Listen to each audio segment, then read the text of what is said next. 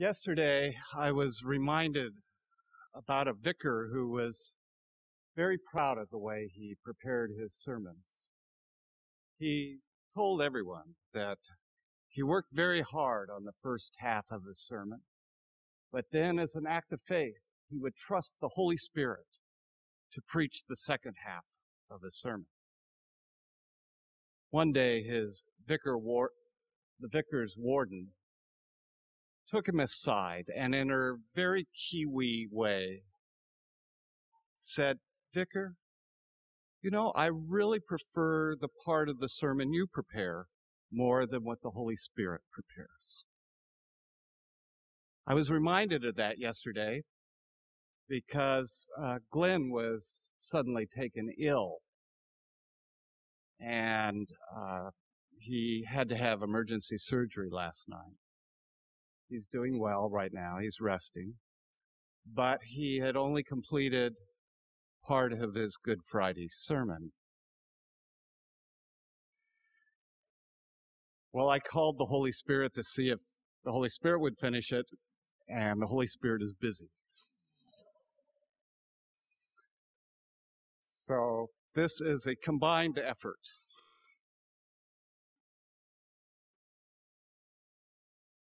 Jesus was killed for disturbing the peace. This is somewhat ironic when his followers would later call him the Prince of Peace. Peace is one of those words like love, hope, or truth that can be interpreted very differently depending on where you are standing. Love for the control conscious can be a synonym for obedience. Hope for the rich can be policies that increase their wealth at the expense of others. Truth for the powerful can be whatever they think it is. Love for Jesus was a synonym for generous self-giving. Hope for Jesus was policies that increased the well-being of the poor at the expense of everyone. Truth for Jesus was the path of compassion, the way to the heart. Pilate, procurator of Palestine, knew what peace was.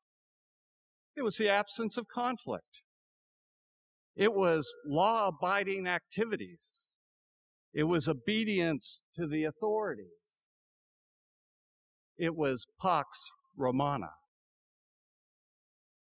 Palestine, home of the Jews, was occupied and controlled by Rome for the sole purpose of benefiting Rome. It was a land to be subjugated and milked dry of any honey or anything else of worth. In the process, collaborators were rewarded, fear encouraged, and resistors severely punished. Pilate's duties entailed ensuring a compliant populace as Roman tax-collecting policies were implemented and carried out across Palestine. He was not a monster. He was an ordinary Roman governor with no regard for Jewish religious sensibilities and with brute force as his normal solution to even unarmed protesting or resisting crowds. Peace for Pilate meant obedience to the rule of Roman law and submission to its demands. Jesus had a different understanding of peace.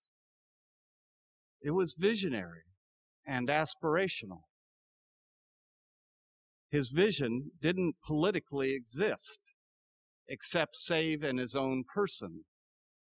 He lived his vision, and for his vision, he was killed. His vision had 4 elements. Firstly, It entailed knowing one was free in one's own soul. Jesus had an inner freedom, a liberated soul that gave him an inner power.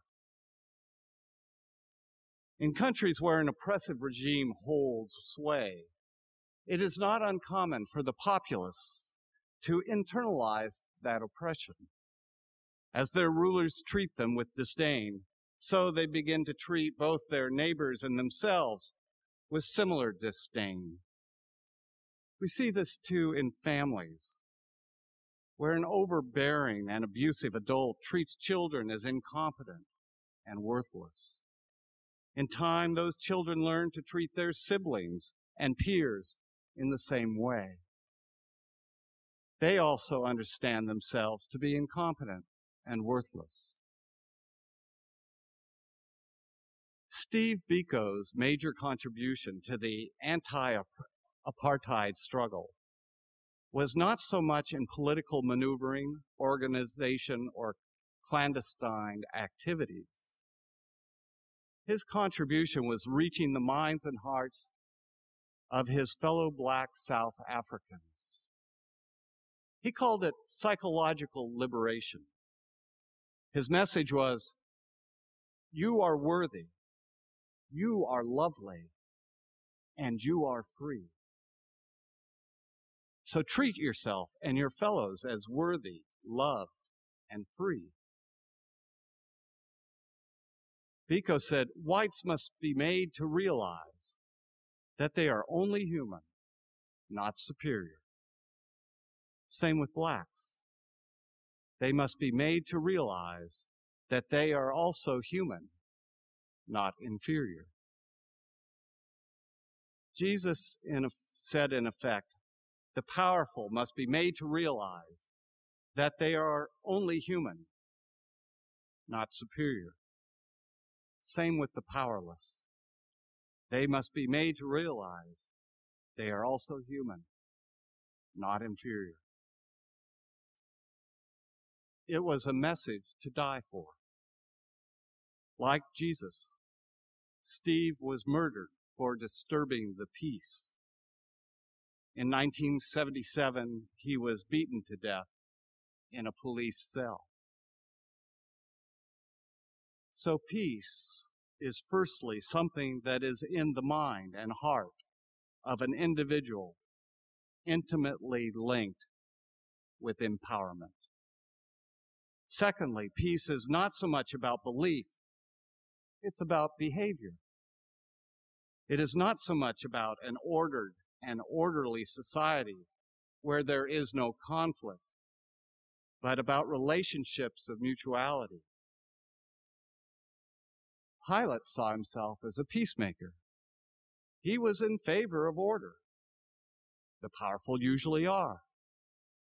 They want their society to run smoothly and efficiently. Dissent affects the economy. Some modern-day politicians are similar. They are in favor of assisting the poor in order that good order and a good economy are maintained. Social welfare, like law enforcement, is a tool to ensure that the privileged retain their privileges and the impoverished grumble but don't revolt. Jesus' peace was about how we treat one another. It was about innate equality, mutual interdependence, and freedom to thrive. It was symbolized by a table fellowship where anyone could come as long as they didn't mind who they sat next to. It was a meal where you could eat whatever was on offer as long as you didn't mind who'd brought it. It was a fellowship where the distinction between master and servants and men and women was deemed of little importance. And masters and men had to have the ego strength to endure the relegation to equality.